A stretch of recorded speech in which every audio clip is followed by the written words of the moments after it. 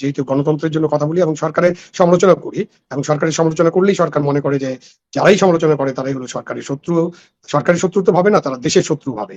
সেভাবেই তারা আইন প্রয়োগ করার চেষ্টা করে এবং সেভাবেই হয়তো আমাদেরকে থামানোর একটা চেষ্টা ছিল। বাট এটা কি থামানো যায় নাকি? এখন তো আমরা আবার স্ক্রিনে আছি। হ্যাঁ, থামানো যাবে যদি আবার আমাদেরকে জেলের ভিতরে নিয়ে যাওয়া যায়। তো তারা সেটাও চিন্তা করতে পারেন, অথবা এটাও চিন্তা করতে পারেন যে এনাদেরকে থামালে তাদের তো কোনো লাভ হচ্ছে না। তাদের যেটা তাদের কানে ঢোকার দরকার, এটা তাদের আশেপাশের লোকজনের কাছে থেকে পাবেন না। যখন সরকারে যারা থাকেন তাদের তো অনেক কিছুই তারা দেখেন না, শুনেন না। চোখে ঠুলি পড়া থাকে এরকম বলা যায়, বা চশমা পড়া থাকে, কানে তুলো বুঝা থাকে। সুতরাং আমাদের মাধ্যমে তাদের কাছে অনেক খবর যেটা যেত, সেটার যে রাস্তাটা, সেই রাস্তাটাকে বন্ধ করার জন্য হয়তো তারা চেষ্টা করছেন। সরকারের কিছু অংশ এটার সাথে যুক্ত থাকতে পারে। আমন্ত্রণ জানাচ্ছি প্রিয় দর্শক, মানচিত্র নিয়মিত আয়োজন কথোপকথনে।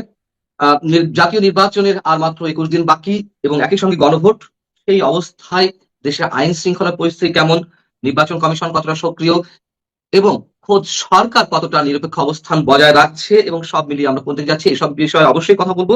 এবং এই বিষয়ে কথা বলার জন্য এই মুহূর্তে আমাদের সঙ্গে যুক্ত হয়েছেন সাবেক সচিব, যিনি দীর্ঘদিন কারাবন্দী অবস্থায় ছিলেন, যথেষ্ট মানসিক নির্যাতনের মধ্যে ছিলেন। মঞ্চ ৭১-এর একটি অনুষ্ঠানকে কেন্দ্র করে আমাদেরকে যেমন আটক করা হয়েছিল, দেশের শীর্ষ সন্ত্রাসী হিসেবে আমাদেরকে মামলা দেওয়া হলো, ঠিক সেই মামলায় অন্যতম আসামি, যিনি জামিনে মুক্ত হননি, জামিনে ছাড়া পেয়েছেন, সেই সাবেক সচিব, রাজনৈতিক বিশ্লেষক, আহ, আমাদের সবার পরিচিত মুখ আবু আলম শহীদ খান। আবু আলম শহীদ খান, আপনাকে স্বাগত জানাচ্ছি এবং একই সঙ্গে অভিনন্দন যে আপনি দীর্ঘদিন কারাবাসের পরে আপনি অন স্ক্রিন আসছেন, মানুষের সামনে জনসম্মুখে অন্তত আসছেন, এটি আমাদের সৌভাগ্য। আমরা আলোচনায় যাব, তবে তার আগে আপনার যে অভিজ্ঞতা, প্রায় 3 মাসের বেশি সময় আপনি কারাগারে ছিলেন, আহ কি বলবেন? কোন দেশে আছি আমরা, অথবা আপনি কোন জায়গাটাতে এই মুহূর্তে দাঁড়িয়ে আছেন? প্রথমত হলো যে আপনিও একই মামলার আসামি। আপনাকেও সেই রিপোর্টার মৃত্যু থেকে সুরক্ষার নামে পুলিশ নিয়ে গিয়েছিল, পরে গভীর রাতে আপনাদের বিরুদ্ধে মামলা দায়ের করা হয় এবং আপনারা সুরক্ষা চেয়েছিলেন মবের হাত থেকে।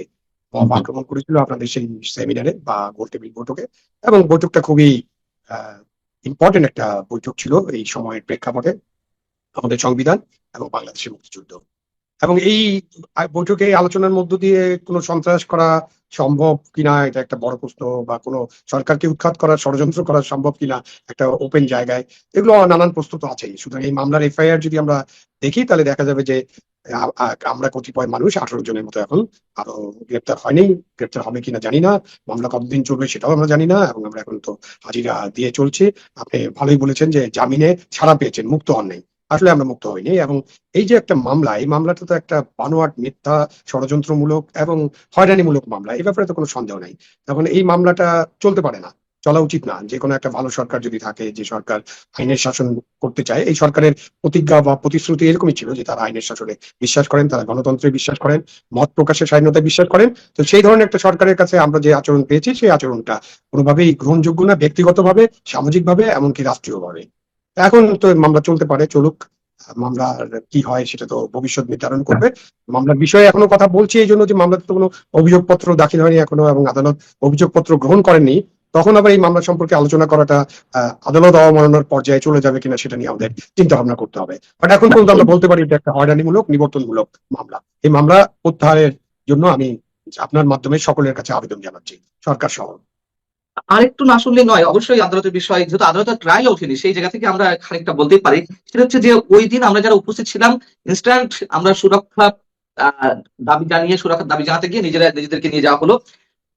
মানে যেটি আমার কাছে ইন্টারেস্টিং মনে হয় যে আপনি আপনার জরুরি কাজের কারণে আপনি হয়তো ওই স্থানের বাইরে ছিলেন ওই সময়, যখন যখন আমাদেরকে আটক করা হলো। কিন্তু আপনাকে খুঁজে খুঁজে 2 দিন পরে বাড়ি থেকে আটক করা হলো। মানে এবং আপনি নিঃসন্দেহে, আমরা তো সবাই জানি যে আপনি একজন রণাঙ্গনের যোদ্ধা, 71-এর বা মুক্তিযোদ্ধা, এবং ওটা মুক্তিযোদ্ধাদেরই একটি আলোচনা ছিল আমাদের সংবিধান রক্ষার জন্য। এর মধ্য দিয়ে মেসেজটা কি দিতে চেয়েছিল অ্যাকচুয়ালি সরকার, মানে আপনার দৃষ্টিতে? মেসেজটা তো তারা আমাদের সাথে কোনো, আপনার সাথে আলোচনা হয়েছে কিনা আমি জানি না। আমার সাথে আইও বা পুলিশের লেভেলের কারো আলোচনা হয়নি। তো আমার সাথে তাদের একটি কথা হয়নি এই পর্যন্ত। সুতরাং তারা কি মেসেজ দিতে চেয়েছেন সেটা তো তারা দেন নেই, দিতে পারেননি হয়তো। আমার কাছে যেটা মনে হয় সেটা হলো যে আমরা যারা টেলিভিশনে টক শোতে অংশগ্রহণ করি, কথা বলি, গণতন্ত্রের জন্য কথা বলি, স্বাধীনতার পক্ষে কথা বলি, মুক্তিযুদ্ধের কথা বলি, ৭১-এর কথা বলি, আমাদের সংবিধানের কথা বলি, আমার সোনার বাংলার কথা বলি, জাতির পিতা বঙ্গবন্ধুর কথা বলি, সেটা তাদের কারো কারো হয়তো পছন্দ না। আমি এরকম এখন অনেক আলোচনা শুনছি যে সরকারের ভিতরে নাকি সরকার আছে, সরকারের ভিতরে নানান ধরনের কোয়ার্টার্স আছে। এখন কোন কোয়ার্টার্স কি কারণে এটা করেছে সেটা জানা খুব কঠিন হবে, বাট এটা সত্য যে আমরা যেহেতু গণতন্ত্রের জন্য কথা বলি এবং সরকারের সমালোচনা করি, এবং সরকারের সমালোচনা করলেই সরকার মনে করে যে যারাই সমালোচনা করে তারাই হলো সরকারের শত্রু। সরকারের শত্রু তো ভাবে না, তারা দেশের শত্রু ভাবে। সেভাবেই তারা আইন প্রয়োগ করার চেষ্টা করে এবং সেভাবেই হয়তো আমাদেরকে থামানোর একটা চেষ্টা ছিল। বাট এটা কি থামানো যায় নাকি? এখন তো আমরা আবার স্ক্রিনে আছি। হ্যাঁ, থামানো যাবে যদি আবার আমাদেরকে জেলের ভিতরে নিয়ে যাওয়া যায়। তো তারা সেটাও চিন্তা করতে পারেন, অথবা এটাও চিন্তা করতে পারেন যে এনাদেরকে থামালে তাদের তো কোনো লাভ হচ্ছে না। কারণ তাদের যেটা তাদের কানে ঢোকার দরকার, এটা তাদের আশেপাশের লোকজনের কাছে থেকে পাবেন না। তখন সরকারে যারা থাকেন তাদের তো অনেক কিছুই তারা দেখেন না, শুনেন না, চোখে ঠুলি পড়া থাকে এরকম বলা যায়, বা চশমা পড়া থাকে, কানে তুলো বুঝা থাকে। সুতরাং আমাদের মাধ্যমে তাদের কাছে অনেক খবরাখবর যেটা যেত, সেটার যে রাস্তাটা, সেই রাস্তাটাকে বন্ধ করার জন্য হয়তো তারা চেষ্টা করছেন। সরকারের কিছু অংশ এটার সাথে যুক্ত থাকতে পারে। একটি প্রসঙ্গ না না আনলেই নয়, সেটা হচ্ছে আমাদেরকে যেভাবে সন্ত্রাস বিরোধী আইনে মামলা দেওয়া হলো, দেশের অন্যতম শীর্ষ সন্ত্রাসী হিসেবে ট্রিট করা হলো, আমরা নাকি সরকার উৎখাতের ষড়যন্ত্রে সশস্ত্র বিপ্লবের প্রস্তুতি নিচ্ছিলাম। আচ্ছা, ঠিক আছে, সব মেনে নিলাম। কিন্তু কিন্তু সিনিয়র সাংবাদিক আনিস আলমগীর, তিনি তো আর ওই প্রোগ্রামে ছিলেন না, যদিও ইনভাইটেড ছিলেন, যে কোনো কারণে তিনি যেতে পারেননি। পরবর্তীতে তাকেও একই ধরনের মামলায় দেওয়া হলো, তিনিও মানে সন্ত্রাস সৃষ্টি করেছেন, যদিও কোনো ধরনের আলামত কোথাও পাওয়া যায়নি। এই আনিস আলমগীরের বিষয়টিও আমাদের মতো কিনা, এবং তাকেও জামিন দেওয়া হচ্ছে না। 22শে জানুয়ারি তার একটি হিয়ারিং রয়েছে লোয়ার কোর্টে। আমরা মোটামুটি চোখ বন্ধ করে বলে দিতে পারি যে তার জামিন না হওয়ার সম্ভাবনাই বেশি, 99%। তার সম্পর্কে আপনি কি কিছু বলবেন? একই বিষয় তো, যারাই কথা বলবেন তাদের ব্যাপারে আহ, প্রতি এই পদক্ষেপ নেওয়া হচ্ছে। উনি কথা বলছিলেন, বিভিন্ন বিষয়ে সমালোচনা করছিলেন, সমালোচনা সহ্য হচ্ছে না। এখন ধরেন আমরা একটা ফ্যাসিবাদী রেজিমের কথা শুনি, আমরা অনেক ধরনের বয়ান শুনি। সেই সময় কথা বলতেও তো একটা ভয়ের সংস্কৃতি নাকি ছিল, এবং ভয় পেতাম আমরা হয়তো কেউ কেউ। আমরা তো অনেক কথা তখনও বলেছি। বাট এই ভয়ের সংস্কৃতি এখন ভয়ঙ্কর আতঙ্কের সংস্কৃতিতে পরিণত হয়েছে। এখন কথা বললেই মানুষজন, যারাই বলেন, তারা কথা বলেন আবার বলেন যে আমরা খুব আতঙ্কিত। কারণ আপনার এখন তো আইন প্রয়োগ হচ্ছে না ঠিকভাবে, সমভাবে। আইনের শাসন সেভাবে আছে কিনা এটা নিয়ে অনেকের সন্দেহ আছে। এবং নানান কারণে বিভিন্ন সময়, যে কোনো সময় একটা মবের সৃষ্টি করা হচ্ছে এবং মবের রাজত্ব মোটামুটি কায়েম করা হয়েছে। এই মবের রাজত্বে তো আমরা কেউই নিরাপদ বোধ করছি না হয়তো। এবং আমরা তো নিরাপদ নয়, সরকার হয়তো আমাদেরকে সেফ কাস্টডি নিয়ে আমাদের নিরাপত্তা নিশ্চিত করতে চান। সেটা বললে কিন্তু আমরা পরিষ্কার বুঝতে পারি। তাহলে কিন্তু আমি নিজেই বলে যে আপনাদের জীবনহানির আশঙ্কা আছে, আপনারা মবের শিকার হতে পারেন, আমাদের কাছে এই রিপোর্ট আছে, তখন আমরা নিজেরাই তাদের কাছে আবেদন করবো, তাহলে ভাই আমাদেরকে একটা সেফ কাস্টডি জেলখানায় নিয়ে যান, আমরা সেখানেই থাকি যতদিন পর্যন্ত আপনারা মবকে কন্ট্রোল করতে পারছেন না। বাট বিষয়টা তো সেভাবে হচ্ছে না। যেটা হচ্ছে যে আপনি কথা বলছেন, কথা বলার কারণে আপনাকে মনিটর করা হচ্ছে, এবং মনিটর করার পরে সিদ্ধান্ত নেওয়া হচ্ছে যে এই লোকটা বেশি কথা বলে ফেলছে, তাদের ধারণা আর কি, বা এই লোকটা লক্ষণ রেখা অতিক্রম করেছে, এখন তাকে জেলখানায় নেন এবং একটা মামলা মোকদ্দমা দিয়ে দেন। হয় সন্ত্রাস বিরোধী মামলা দিবে, না হলে একটা দুর্নীতির মামলা দিবে, অথবা সবচেয়ে ভালো মামলা তো এখন হত্যা মামলা। যে কোনো হত্যা মামলায় শত শত আসামি, নাম না জানা আসামি, আপনার নামটা শোন অ্যারেস্টে দেখিয়ে দিল। তো এই ধরনের ঘটনা ঘটবে।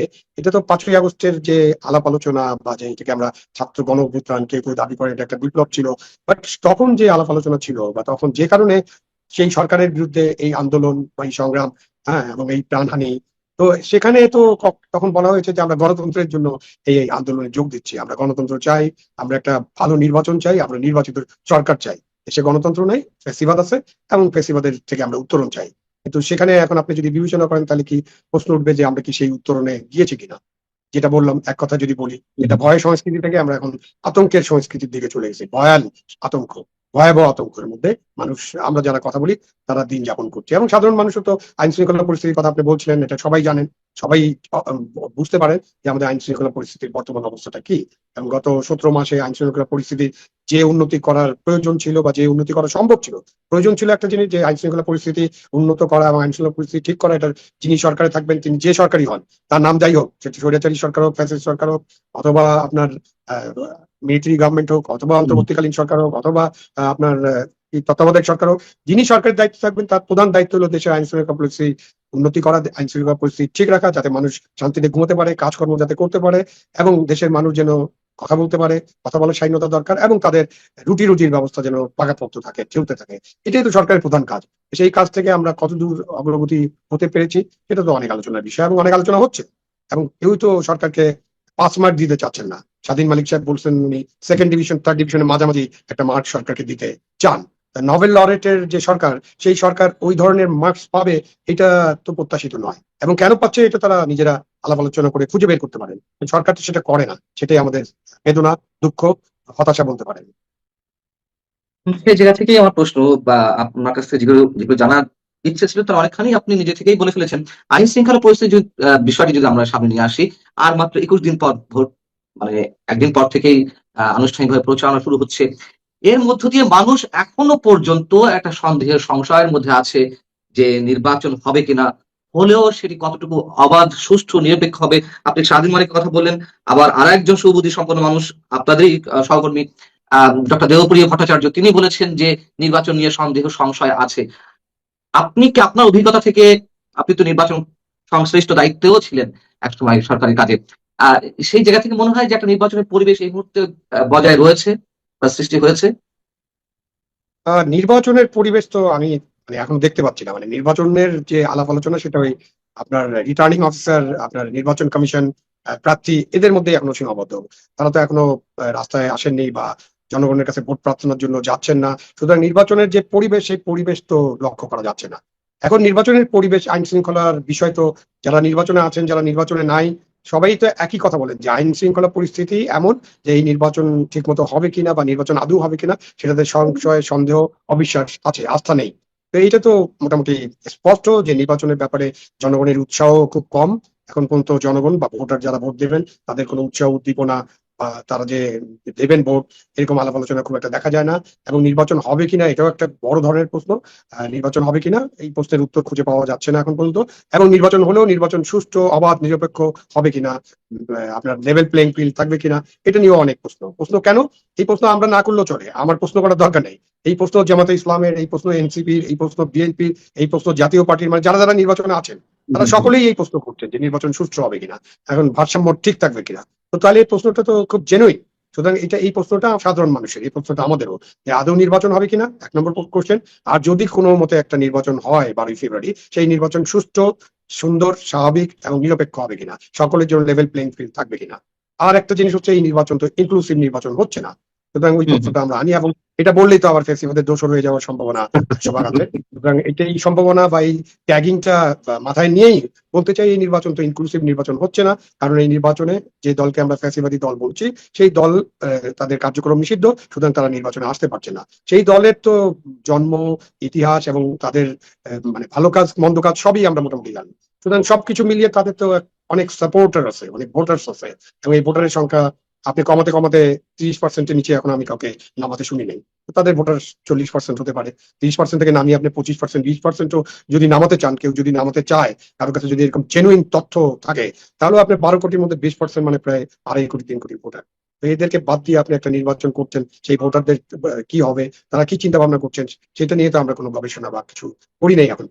সেটাও একটা জায়গা। সুতরাং এটা একটা ইনক্লুসিভ নির্বাচন বলতে যা বুঝায়, যেটার জন্য বদিউল আলম মজুমদার সহ আমরা সকলে, বদিউল আলম মজুমদার নামটা স্পষ্ট করে বললাম যে তিনি অনেকবার, অনেক সময় বিএনপি না থাকলে ইনক্লুসিভ নির্বাচন হবে না, জামাত না থাকলে হবে না, এটা বলতেন। এবং প্রথম দিকে তিনি এটাও বলতেন সকলেই নির্বাচনে আসলে ইনক্লুসিভ নির্বাচন হবে। পরে তার মত পরিবর্তন করছেন, কি কারণে তারা মতামত পরিবর্তন করেন আমি জানি না। বাট আমি তো মতামত পরিবর্তন করতে পারি না, কারণ আমরা একটা গণতান্ত্রিক সংস্কৃতিতে বিশ্বাস করি। সেজন্য আমি মনে করি যে সকলের সমান সুযোগ থাকা উচিত যে কোনো জাতীয় নির্বাচনে। এটা আগে ছিল না, সেটা এখনো থাকবে না, এটা তো ঠিক হবে না। এবং তখন নির্বাচনটা প্রশ্নবিদ্ধ হবে। সুতরাং নির্বাচন হবে কিনা এটা একটা প্রশ্ন, নির্বাচন সুষ্ঠু হবে কিনা এটা একটা প্রশ্ন, এবং নির্বাচন গ্রহণযোগ্য হবে কিনা, ইনক্লুসিভ হবে কিনা, এটাও আরেকটি প্রশ্ন। মানে 3টা বড় বড় প্রশ্ন নিয়ে আমরা নির্বাচন নিয়ে এখন আলোচনা করছি বা নির্বাচনের দিকে চেষ্টা যাচ্ছে। কিন্তু সেই তিনটা সংশয়ই কিন্তু এক সূত্রে গাঁথা। যারা নির্বাচনকে বাধাগ্রস্ত করতে চায়, যারা নির্বাচন না করেই মানে গভর্নমেন্টের বিহাইন্ড দ্য স্ক্রিন থেকে ক্ষমতার চর্চাটা করতে চায়, আবার সেই শক্তিটাই চাইবে যদি নির্বাচন হয় নির্বাচনের প্রভাব বিস্তার করতে, একটা মেকানিজম বা ইলেকশন ইঞ্জিনিয়ারিং এর মাধ্যমে তারা ক্ষমতায় আসতে। আবার তৃতীয় যে বিষয়টি বলেন, সবই একই সূত্রে গাঁথা। তাহলে আমার প্রশ্ন হচ্ছে, আপনি একটু আগে বলছেন যে অংশগ্রহণমূলক নির্বাচনের সংজ্ঞা অনেকে পাল্টে দিচ্ছেন। শুধু দেশের অভ্যন্তরে নয়, এখন ইউরোপীয় ইউনিয়ন বা জাতিসংঘ তারাও নির্বাচনে এই সংজ্ঞাটি পাল্টে দিচ্ছে। তারা 2024-এর 7 জানুয়ারি নির্বাচনের আগে যা বলেছিলেন, আমরা যা বলেছিলাম, আমরা হয়তো আমাদের জায়গায় ঠিক আছে যে বিএনপি ছাড়া অংশগ্রহণমূলক নির্বাচন হতে পারে না, আপনি বলেছেন, আমি বলেছি, আমরা বলেছি ওই সময়। আবার তখন যারা বলেছিল সেই শক্তিটা সেই স্টারে থাকতে পারছে না। এটি কেমন? পেছনে কি খেলা হ্যাঁ, এই চলছে? পরিবর্তনের কারণ তো খুঁজে বের করতে হবে। এটার কারণ হচ্ছে যে তারা হয়তো এখন মনে করেন যে একটা পক্ষকে বাদ দিয়ে একটা নির্বাচন করে ফেলা তাদের জন্য সুবিধাজনক, তাদের ক্ষমতায় থাকাটা সুবিধাজনক হবে বা ক্ষমতায় তারা থাকতে পারবেন। ইউরোপীয় ইউনিয়ন যেটা বলছে সেটা তো শেখ হাসিনার কথা, সাবেক প্রধানমন্ত্রী, যাকে আমরা এখন ফ্যাসিস্ট বলি, তার কথা। তিনি বলেছিলেন যে নির্বাচনে কেউ আসুক বা না আসুক, ভোটাররা আসলেই হবে। হুম, বাট তাদের সময় ভোটাররাও ঠিক মতো আসেনি। মানে সর্বশেষ নির্বাচনে 40% বা হুম, 42% ভোটার এসেছিল। তো ইউরোপীয় ইউনিয়ন তার কথাটা কেন গ্রহণ করলো, তাকে তো ধন্যবাদ দিতে হয় যে তাহলে তিনি তখন হয়তো ঠিক বলেছিলেন কিনা এটা নিয়ে একটা আলোচনা হতে পারে বা আমরা স্যাটায়ার করতে পারি যে উনার কথাটা ঠিক ছিল কিনা। তো উনার কথাটা ইউরোপীয় ইউনিয়ন গ্রহণ করে এখন বলছে যে যদি জনগণ ভোট দিতে আসে তাহলে নির্বাচনে অংশগ্রহণমূলক হবে এবং কোনো পার্টি আসলো কিনা সেটা খুব একটা বিবেচনায় হবে না। এরকম কথা পলিটিক্যালি কারেক্ট, এটা মেনে নেওয়া খুব কঠিন, কারণ এটা পলিটিক্যালি কারেক্ট না। এবং জনগণ আসলে, জনগণের তো একটা আপনি নাম্বারস নিয়ে কথা বলতে হবে এখন। তাহলে আপনি 2008-এর নির্বাচনে 87% জনগণ অংশগ্রহণ করেছিল। 2000 আগের যে নির্বাচনগুলো তত্ত্বাবধায়ক সরকারের সময়, সেসব নির্বাচনে 70 ভাগের বেশি, 70 থেকে 80 ভাগ, 75, 76, 78 ভাগ মানুষ জনগণ ভোট দিতে এসেছিল।